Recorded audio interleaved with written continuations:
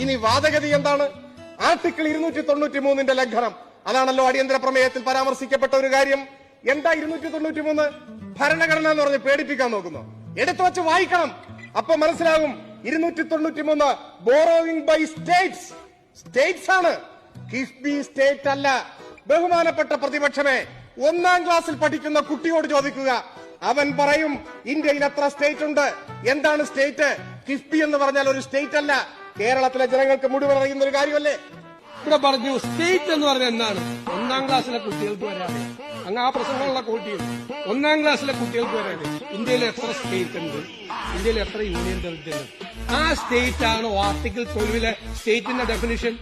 Indian Oil Corporation state ആണ്, Bharat petroleum corporation state ആണ്. തൃപ്പൂണിത്തുറ അംഗം എന്നെ പഠിപ്പിച്ചതെന്നാണ്. 1ാം ക്ലാസ്സിലെ കുട്ടികൾക്ക് അറിയാവുന്ന കാര്യം എനിക്കറിയില്ല. എന്റെ തൃപ്പൂണിത്തുറ അംഗം ഈ സ്റ്റേറ്റ് എന്ന് പറഞ്ഞു കഴിഞ്ഞാൽ 1ാം ക്ലാസ്സിലെ കുട്ടികൾ പഠിക്കുന്ന സ്റ്റേറ്റ് അല്ല. ഭരണഘടനാ പ്രകാരം ആർട്ടിക്കിൾ 12 ഒരുപാട് സ്റ്റേറ്റ് വേറെയുണ്ട്. സുപ്രീം കോടതി വിധി ഇഷ്ടംപോലെ ഉണ്ടായിട്ടുണ്ട്.